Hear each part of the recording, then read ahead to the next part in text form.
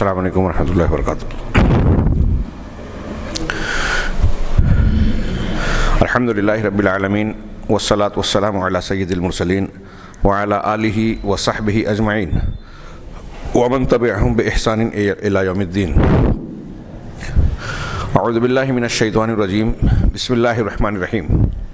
ومن الناس من یتخذ من دون اللہ اندادا یحبونہم کحب اللہ والذین آمنوا اشد حبا للہ۔ محترم حضرین، آج کا یہ عصر بعد کا جو درس ہے انشاءاللہ بہت ہی اختصار کے ساتھ میں اسے بیان کروں گا۔ اس کی دو وجہ ہے، ایک تو آج یہ کہ جمعہ کا خطبہ قدر طویل ہوا، دوسری وجہ یہ کہ جس موضوع پر ہمارا درس جاری ہے، لا الہ الا اللہ کی شرطوں کا بیان، کلمہ توحید، لا الہ الا اللہ، فضائل، معنی، شرائط اور نواقض، یہ شیخ عبد الرحمن بن عبد المحسن البدر حفظہ اللہ جو مدینہ میں جامعہ اسلامیہ میں عقیدے کے استاذ ہیں، ان کا کتابچہ ہے، اس کا درس ہم پڑھ رہے ہیں اس تناظر میں کہ لا الہ الا اللہ کا معنی، مفہوم، فضائل کے ساتھ اس کی شرائط اور اس کو توڑ دینے والی چیزوں کا جاننا ایک مسلمان کے لیے انتہائی ضروری ہے۔ تو یہ جو شرائط والی بحث ہے، اتفاق کے مالیگاؤں میں جو میرا ہر جمعرات کو درس چلتا ہے، اس میں بھی جو ابھی دروس مہمہ کا درس جاری ہے، گزشتہ کئی ہفتوں سے لا الہ الا اللہ کی شرطوں پر گفتگو جاری تھی جو کل رات میں مکمل ہوئی۔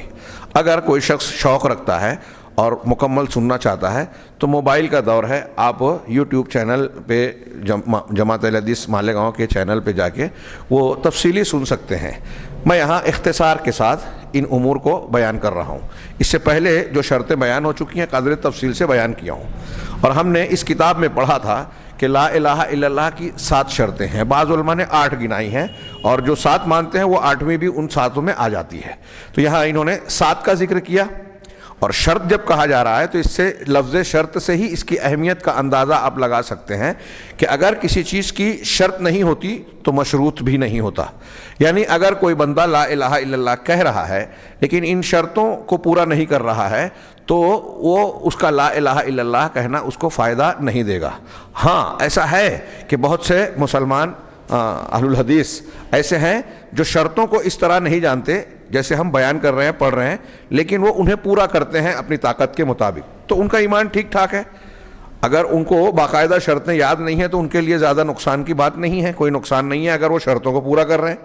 لیکن اگر کوئی شخص شرط کو پورا نہیں کر رہا ہے اور شرط کو نہیں جانتا یا جاننے کے بعد اسے پورا نہیں کر رہا ہے تو الگ الگ درجے کے مطابق یہ ان کے لیے بہت نقصان دہ ہے۔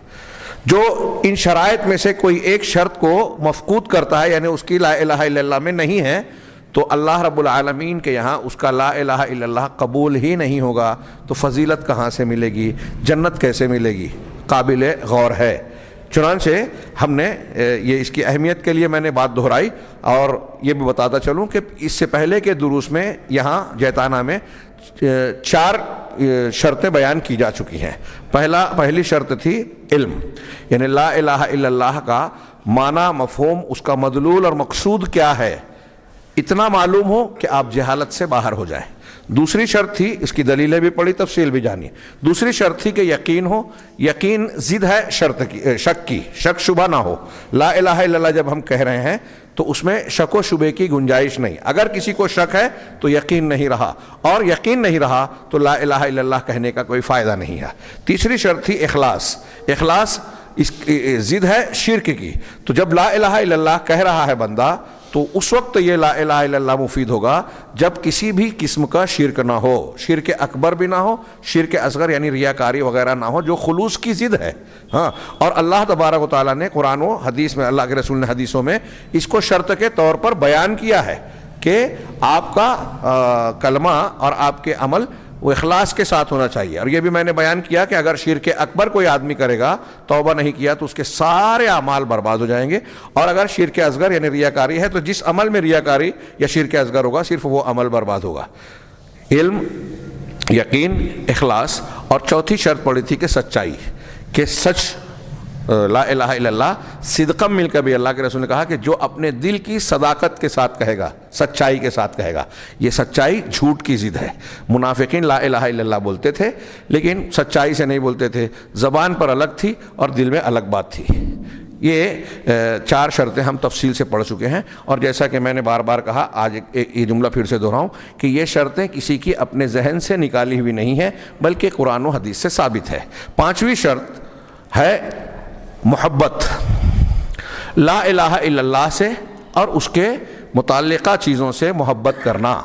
یہ محبت جیسا کہ ہم اردو میں بھی جانتے ہیں نفرت اور بغض کی ضد ہے. کسی چیز کو پسند کرنا اور ناپسند کرنا. تو لا الہ الا اللہ جب آپ کہہ رہے ہیں، ہم کہہ رہے ہیں، تو اس کلمے سے محبت ہونا چاہیے. کلمے کے ساتھ ساتھ اللہ سے محبت ہو. اب جب اللہ سے محبت ہے، کلمے سے محبت ہے، تو یہ محبت پوری نہیں ہوگی جب تک اللہ کے محبوب بندے اور اللہ کا محبوب دین اور اعمال ہمیں محبوب نہ ہو جائے. یعنی اگر ہمیں اللہ سے، پہلے تو اللہ سے محبت ہونا ضروری ہے اور وہ سب سے زیادہ، پھر اللہ سے محبت کے ساتھ ساتھ اب اللہ کے جو پسندیدہ بندے ہیں جیسے محمد رسول اللہ اور دیگر رسول اللہ کے مقرب اور محبوب بندے ہیں. کیا کوئی آدمی اگر بولتا ہے کہ میں اللہ سے محبت کرتا ہوں لیکن رسول سے نہیں کرتا تو اس کی محبت ٹھیک ٹھاک مانی جائے گی؟ محبت یہ ہے کہ محبوب کی محبوب چیز ہماری بھی محبوب بن جائیں، نفرت نہ ہو. اب اللہ تبارک و تعالیٰ نے رسول کو محبوب بنایا تو وہ ہمارے محبوب سب سے زیادہ. پھر صحابہ کو سے محبت، اللہ رب العالمین نے قرآن میں بتایا کہ اللہ ان سے راضی ہوا، تو صحابہ سے بھی محبت ضروری ہے. جو شیعہ روافظ یا ان کے چیلے چاپڑے ہمارے درمیان موجود ہیں اور صحابہ کرام کو برا بھلا کہتے ہیں تو وہ قرآن و حدیث کے خلاف ہیں، لا الہ الا اللہ کے کلمے کے تقاضے کے خلاف ہیں. اسی طرح جو لوگ شریعت اور دین میں ثابت ہو جائے کہ یہ قرآن حدیث میں موجود ہے اور اس سے نفرت کریں، جیسے میں نے جمعہ کے خطبے میں ذکر کیا کہ ایک سے زیادہ شادی، یا کوئی بولے کہ مجھے داڑھی رکھنا پسند نہیں ہے، جب اللہ کے رسول کی سنت ہے، دین کا حصہ ہے، شعار ہے، ہاں، اور اس پر کھلی کھلی دلیلیں موجود ہیں. اب کوئی اس کو ناپسند کرے تو وہ گویا اللہ لا الہ الا اللہ کی شرط کو پورا نہیں کر رہا ہے. غور کرنے کی بات ہے کہ اللہ اور رسول کی چیز کو ناپسند کرنا، وہ شخصیات ہوں، اعمال ہوں، یہ سب کے سب جو ہے لا الہ الا اللہ کے تقاضے کے خلاف ہیں. لہذا ایک بندے کو چاہیے کہ اللہ سے محبت سب سے زیادہ رکھے، ہاں، اور اس کے بعد رسول اللہ صلی اللہ علیہ وسلم سے، اسلام اور اسلامی تعلیمات سے، اللہ کے نیک بندوں سے، سارے مومنوں سے. کیونکہ ایمان والا اللہ ایمان پر ہے، اس لیے اللہ کی محبت کا تقاضا یہ ہے کہ ہم کو ان سے محبت ہو جائے. ایک بخاری مسلم کی بڑی مشہور حدیث ہے، اللہ کے رسول نے فرمایا کہ 3 چیزیں ایسی ہیں کہ اگر کسی انسان میں ہوگی تو اس کے ذریعے سے وہ ایمان کی لذت پالے گا. اس کا مطلب ایمان کی لذت ہے، اور بہت سارے مسلمان بھی اس لذت کو نہیں پاتے. اگر لذت چاہیے تو اس کو چکھیں گے تبھی سمجھ میں آئے گا کہ کتنی لذیذ چیز ہے. ہاں، میں تفصیل سے مالیگاؤں کے درس میں بتایا کہ دیکھیے اللہ کے رسول صلی اللہ علیہ وسلم نے حلاوت کہا، مٹھاس بہت سی ہے، سیب ہے، انگور ہے، کیلا ہے، کھجور ہے، شہد ہے، بہت ساری چیزیں میٹھی ہیں لیکن سب میٹھا میٹھا الگ ہے. ہر ایک کی مٹھاس ایک خاص لذت ہے جس کو ہم چکھنے کے بعد پہچانتے ہیں. اگر کیلے کی مٹھاس، اگر میں بولوں کہ سیب میٹھا ہوتا ہے اور ایک آدمی نے سیب نہیں کھایا تو آپ کتنا بھی بتائیں کہ کیلا بھی میٹھا ہوتا ہے، وہ انگور کیلا کھایا اس کی لذت الگ ہے. سیب کھایا نہیں ہے، میٹھا بولنے سے وہ سمجھے گا نہیں کہ ہوتا کیسا ہے. ایسے ہی اگر ایمان کی لذت ہم نے چکھی نہیں ہے تو صرف بولنے سے ہم سمجھ نہیں پائیں گے کہ کتنا مزہ آتا ہے اس میں، وہ کیسی ٹھنڈک ہے، سکون والی لذت ہے. تو بہرحال اللہ کے رسول صلی اللہ علیہ وسلم نے فرمایا کہ 3 چیزیں جس میں ہوگی وہ ایمان کی حلاوت پالے گا. ایک پہلی چیز یہ کہ اس کے نزدیک اللہ اور اس کے رسول دیگر تمام چیزوں سے زیادہ محبوب ہو. تو پہلی چیز محبت ہو. دوسری چیز کہ اگر کسی سے آپ کو محبت ہے، بندے سے، کسی انسان سے آپ کو محبت ہو تو اس لیے کہ وہ اللہ کا محبوب ہے. اللہ کا محبوب ہے اس لیے ہمارا بھی محبوب بن جائے گا. اب اگر ایمان والا ہے تو وہ امریکہ میں، افریقہ میں، کسی دیہات میں، کسی شہر میں رہتا ہے، وہ ہمارا بھائی ہے. اور اگر ہمارا سگا بھائی کافر ہو گیا تو اس سے ہماری دوستی، ہمدردی، محبت نہیں رہے گی. ہاں، صحابہ کرام نے اس کا ثبوت پیش کیا عمل میں کہ جب دشمن بن کے، اللہ اور رسول کے دشمن بن کے سگا باپ بھی آیا، بھائی بھی آیا تو ان پر تلوار چلانے میں کوئی بخیلی نہیں کی، کوئی دریغ نہیں کیا. تو آدمی سے محبت ہو اس لیے کہ اللہ تبارک و تعالیٰ کے لیے اس سے محبت ہونی چاہیے. یہ ایک محبت بنیاد ہے، اصل ہے، اور اللہ کی محبت کی وجہ سے نیک انسانوں سے، مومنین سے محبت ہو، یہ اس کا نتیجہ ہے، اس کی تکمیل ہے اس محبت کی۔ اور پھر تیسری چیز، حدیث میں تیسری چیز جو بیان کی گئی وہ اس کی ضد ہے کہ ایک بندہ مسلمان ہونے کے بعد کافر بننے کو ایسے ہی ناپسند کرے جیسے جیسے آگ میں ڈالا جانا ناپسند کرتا ہے۔ ہم میں سے کون ہے جو پسند کرے گا کہ ہم کو آگ میں ڈال دیا جائے، جلایا جائے؟ تو جیسے یہ ناپسند ہے ویسے ہی اس بات کو ناپسند کرے آدمی کہ مسلمان ہونے کے بعد میں پھر سے کفر کروں۔ اب مسلمان ہونے کے بعد کفر کو ناپسند کرے مطلب کفر اور شرک کی ساری چیزوں کو بھی ناپسند کرے۔ کافروں کی کوئی چیز پسندیدہ جو کفر کی ہے، شرک کی ہے، نہیں ہونا چاہیے۔ اس کا دوسرا مفہوم، یا اسی میں تھوڑی سی تشریح کرتے ہوئے کہوں کہ اللہ کے لیے محبت اور اللہ کے لیے نفرت ہو تو اللہ کی محبوب چیزیں ہماری محبوب، اللہ کی ناپسندیدہ چیزیں ہماری ناپسندیدہ بن جائیں۔ اب اللہ فساد کو پسند نہیں کرتا تو ہمیں فساد اچھا نہیں لگنا چاہیے۔ اللہ ننگے پن کو پسند نہیں کرتا، زنا کو پسند نہیں کرتا، بدعت و خرافات کو پسند نہیں کرتا، گناہ کو پسند نہیں کرتا، تو ہمیں بھی ناپسند ہونا چاہیے۔ اب ایک آدمی اگر ان لوگوں سے محبت کرے جو اللہ، جیسے مثال کے طور پہ اہل بدعت ہیں، اہل بدعت پر قرآن و حدیث میں لعنتیں بھیجی گئی ہیں، ان کا رد کیا گیا ہے۔ اب آپ بدعتیوں سے بدعت کرنے کے بعد بھی محبت کا اظہار کریں تو آپ کا لا الہ الا اللہ مکمل نہیں ہے۔ شرک بدعت سب سے بڑا گناہ ہے۔ اگر ایک شراب پینے والا، سود کھانے والا، زنا کرنے والا کھلے عام گھوم رہا ہے اور ہم اس سے نفرت کرتے ہیں اور یہ ایمان کا تقاضا ہے، تو بدعتی اور مشرک سے اس سے زیادہ نفرت ہونی چاہیے۔ کیوں؟ اس کی بدعت اور شرک کی وجہ سے۔ جب وہ سدھر جائے تو ہمارا بھائی ہے، توبہ کر لے تو بہرحال اس شرط کی دلیل دیتے ہوئے قرآن کی آیت اللہ کے انہوں نے پیش کی، وَمِنَ النَّاسِ مَن يَتَّخِذُ مِن دُونِ اللَّهِ أَندَادًا يُحِبُّونَهُمْ كَحُبِّ اللَّهِ۔ کچھ لوگ ایسے ہیں جو اللہ کے سوا دوسروں کو اللہ کے برابر کرتے ہیں، انداد بناتے ہیں، ہمسر بناتے ہیں۔ کیسے بناتے ہیں؟ يُحِبُّونَهُمْ، ان سے محبت کرتے ہیں۔ کیسی؟ كَحُبِّ اللَّهِ، اللہ کی محبت کی طرح۔ دنیا میں ہم کو بہت سے لوگوں سے محبت ہوتی ہے، ماں باپ سے محبت، بھائی سے محبت، بیوی کو شوہر سے، شوہر کو بیوی سے محبت، بیٹے سے محبت، بیٹی سے محبت، رشتہ داروں سے محبت، دوست و احباب سے محبت، مال و دولت سے محبت، ہاں ہماری تجارت، دکان، ہمارا گھر ہے جو جس میں ہم رہتے ہیں اس سے محبت۔ اللہ نے قرآن میں کہا کہ اگر ان چیزوں سے محبت تم کو اللہ، اس کے رسول سے اور اللہ کے راستے میں محنت کرنے اور قربانیاں دینے سے زیادہ محبوب ہے تو تم انتظار کرو یہاں تک کہ اللہ تعالیٰ عذاب لے آئے۔ اب اگر ایک آدمی کسی محبوب یا محبوبہ سے اللہ کی طرح یا اللہ سے زیادہ محبت کرے تو وہ مشرک ہو جائے گا۔ یہ محبت، اللہ سے محبت توحید کی اصل ہے۔ جس انسان کے دل میں اللہ کی محبت نہیں ہوگی وہ صحیح مسلمان اور انسان بھی نہیں بن پائے گا۔ آپ کے اندر اللہ سے محبت زیادہ ہے تو اس محبت کی وجہ سے دوسری محبتوں کو آپ قربان کریں گے۔ امتحان کے ٹائم یہ واضح ہوگا، جیسے حضرت ابراہیم علیہ السلام کو اللہ نے کہا کہ اپنی بیوی بچے کو مکہ کی بیابو گیا وادی میں چھوڑا ہے۔ حضرت ابراہیم کو اللہ تعالیٰ نے کہا کہ اپنے بیٹے کی گردن پہ چھری چلاؤ، چلا دیا۔ بیٹے سے محبت نہیں تھی لیکن بیٹے کی محبت سے زیادہ اللہ کی محبت تھی۔ اگر حضرت ابراہیم بیٹے کی محبت میں اللہ کا حکم نہیں مانتے تو یہ بیٹے کی محبت ان کی اطاعت، فرما برداری، توحید میں کمی لے آتی، اس کی مخالفت کرتی۔ تو ایسے ہی ہمارا اور آپ کا روزمرہ کی زندگی میں امتحان ہو رہا ہے۔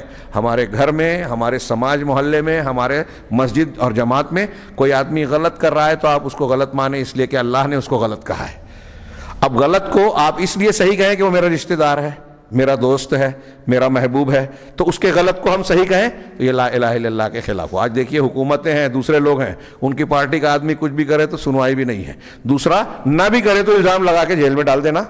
یہ ناانصافی ہے، ظلم ہے، اور یہ کہاں سے پیدا ہو رہی ہے؟ شرک سے پیدا ہو رہی ہے۔ اگر بندے کو اللہ سے محبت ہے تو اللہ کی محبت اللہ کے قانون کو پر عمل کرنے کی سے محبت پیدا کرے گی۔ اللہ کو انصاف پسند ہے تو آدمی ظلم نہیں کرے گا، ظلم ناپسند ہے۔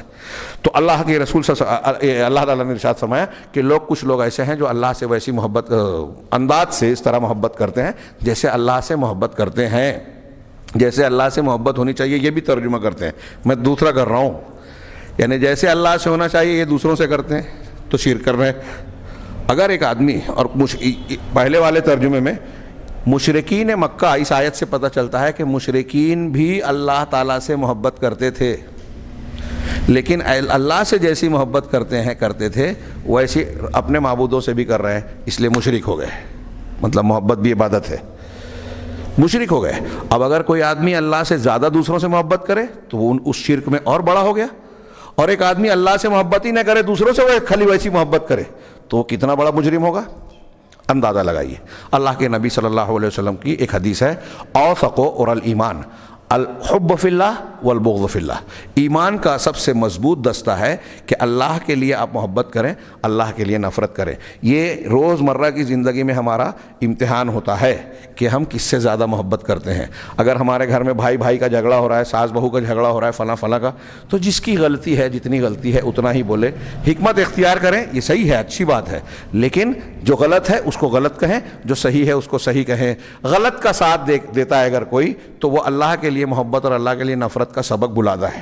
یہ 5ویں شرط ہے کہ اللہ سے، کلمہ لا الہ الا اللہ سے، اللہ سے، اور پھر اللہ کی محبت کے تقاضے میں رسول، صحابہ، مومنین سے محبت ہو، اسلام کی تعلیمات سے محبت ہو، اور کفر اور شرک اور اس کے ماننے والوں سے نفرت ہو۔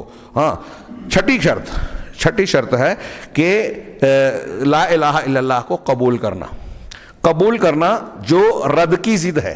کوئی چیز ہم قبول کرتے ہیں، کسی چیز کو رد کر دیتے ہیں، تو رد کرنا قبول کی ضد ہے۔ ہمیں لا الہ الا اللہ کو قبول کرنا ہے، مان کے اس کو قبول کر لینا ہے، اس کے تقاضوں کو قبول کرنا ہے، ہاں، اور اس کی مخالف چیزوں کو رد کرنا ہے۔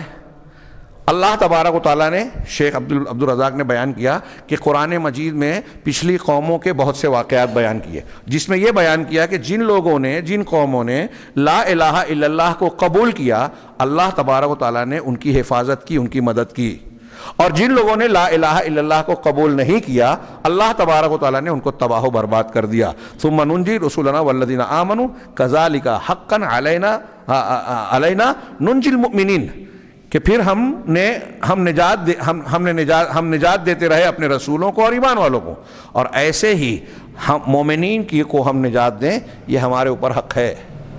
ابھی خطبے میں ہو رہا تھا بیان، اور ہم لوگ، میں یہ کہتا ہوں، مسلمان ہر جگہ مارے کاٹے جا رہے ہیں، پیٹے جا رہے ہیں، پریشان حال ہیں، تو کہاں سے حل ہے؟ ایمان میں، توحید میں۔ یہ قرآن کہہ رہا ہے، اور ہمارے کچھ لوگ اس کا مذاق اڑاتے ہیں۔ ان کو لگتا ہے کہ ایمان کا تعلق ہماری زندگی کے واقعات سے کیسے ہے؟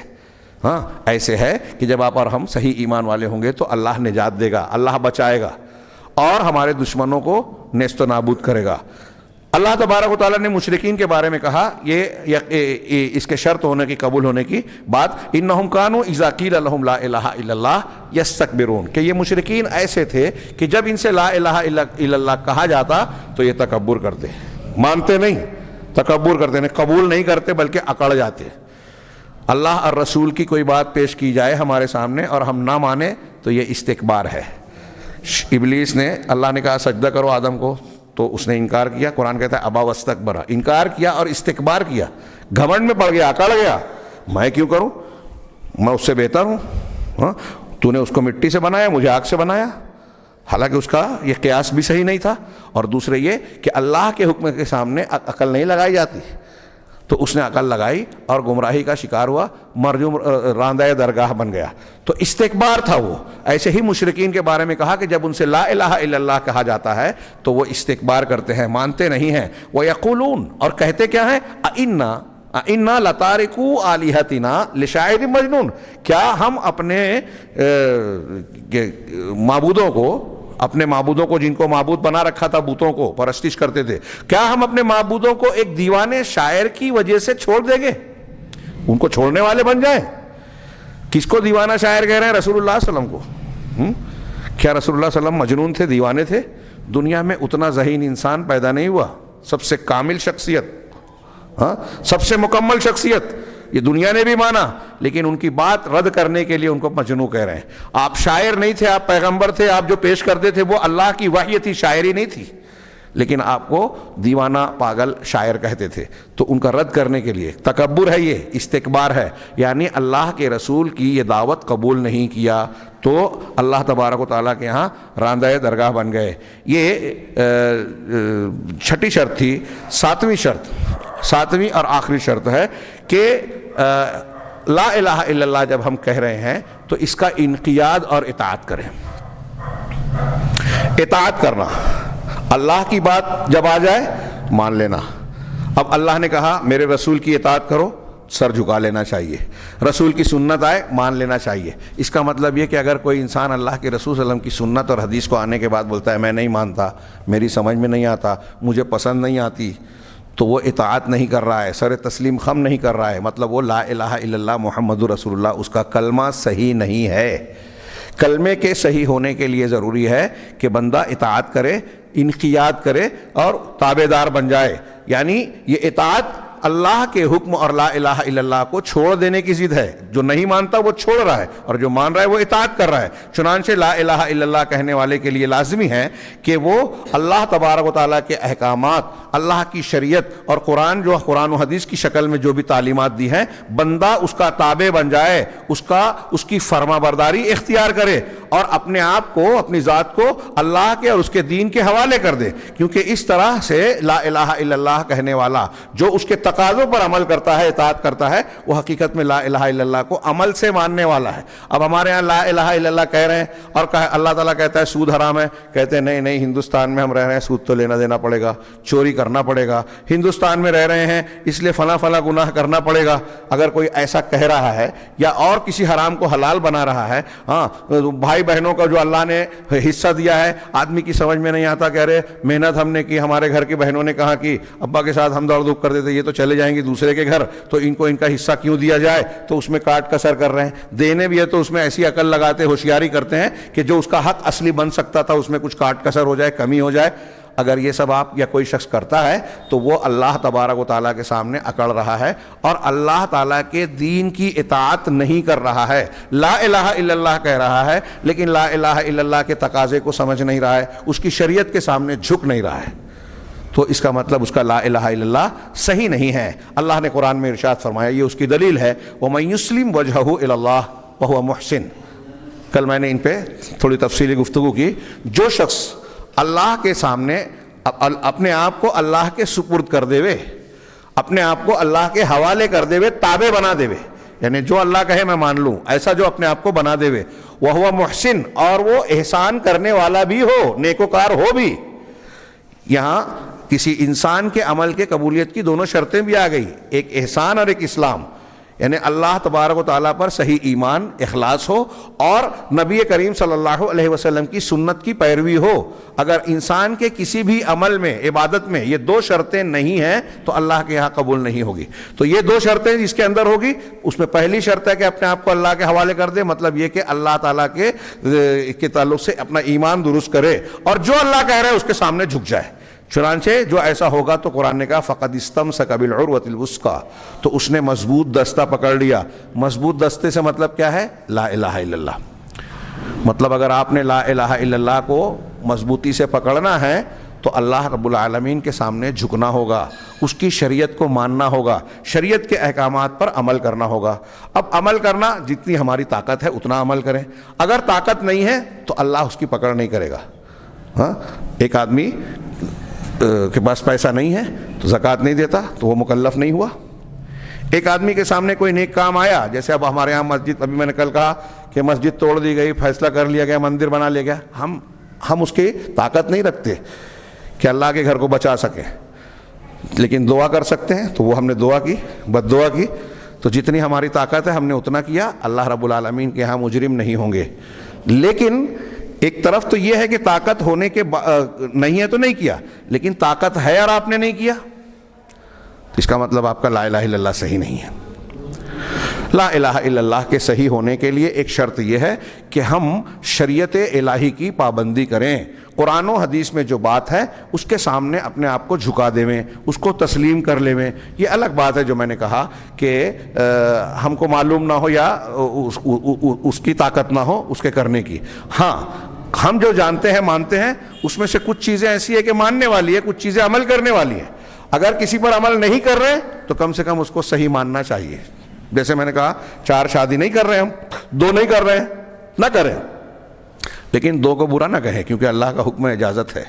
ہاں، یہ لا الہ الا اللہ کی شرطیں ہیں۔ ہاں، ہم نے جو ابھی پڑھا یعنی اللہ لا الہ الا اللہ کو مضبوطی سے تھام لیا جس شخص نے مضبوط دستہ جس نے وہ اپنے آپ کو اللہ کے حوالے کر دیا تو اس نے مضبوط دستہ پکڑ لیا، یعنی لا الہ الا اللہ کو تھام لیا۔ چنانچہ اللہ نے شریعت الہی کی پابندی کی جو شرط لگائی ہے یا کہ جو اپنے آپ کو اس آیت میں ثابت ہے کہ جو اپنے آپ کو اللہ کا تابع بنا دے، حوالے کر دے۔ یہ لا الہ الا اللہ کی 7 شرطیں ہیں، ان سے پتہ چلتا ہے، اور یہ شرطیں قرآن و حدیث سے لی ہوئی ہیں، ثابت ہیں۔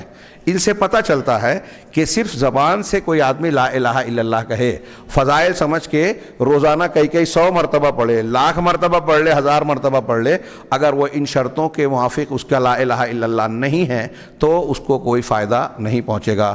شرطیں اگر نہیں ہیں تو اللہ کے یہاں فائدہ نہیں دے گی۔ لہٰذا صرف لا الہ الا اللہ زبان سے کہنا یا اس کو یاد کر کے دہراتے رہنا یہ مقصود نہیں ہے۔ ہاں، چنانچہ بہت سے ایسے لوگ ہیں، شیخ نے بھی کہا، جو میں نے شروع میں کہا تھا کہ لا الہ الا اللہ کی شرطیں چاہے نہ جانتے ہوں لیکن اس پر پورے اترتے ہیں تو ان کے لیے کوئی دقت کی بات نہیں ہے، لیکن جو جانتا ہی نہیں اور اس کے خلاف ورزی کر رہا ہے، یعنی کوئی شرط نہیں ہے اس کے اندر، جیسے ایک طرف آدمی لا الہ الا اللہ کہہ رہا ہے، دوسری طرف قبروں کو پوج رہا ہے، ایک طرف لا الہ الا اللہ کہہ رہا ہے اور عقیدے کا نفاق اختیار کیا ہوا ہے، ایک طرف لا الہ الا اللہ کہہ رہا ہے ہاں، اور جو ہے اس کو لا الہ الا اللہ کا معنی مطلب ہی نہیں معلوم ہے، یعنی علم نہیں ہے، کسی کو شک ہے، یقین نہیں ہے۔ اگر ایسا ہے تو اس کو 1,00,000 کیا کروڑوں مرتبہ بھی لا الہ الا اللہ پڑھ لے، کوئی فائدہ نہیں ہے۔ تو معلوم ہوا کہ صرف لا الہ الا اللہ زبان سے کہنا یا دہرانا کافی نہیں ہے، اس کے معنی اور مطلب کو سمجھ کر اس کی شرائط کو جاننا اور شرائط پر پورا اترنا ضروری ہے۔ جو شخص ان شرائط کے مطابق لا الہ الا اللہ کو کہے گا اسی کا لا الہ الا اللہ اللہ کے یہاں مقبول ہوگا اور وہ اس کو فائدہ دینے کا اس کو فائدہ دے گا۔ ہاں، آدمی اسی وقت لا الہ الا اللہ پر پورا اترے گا جب اسے دل کی سچائی سے اور ان شرائط کے مطابق کہے گا۔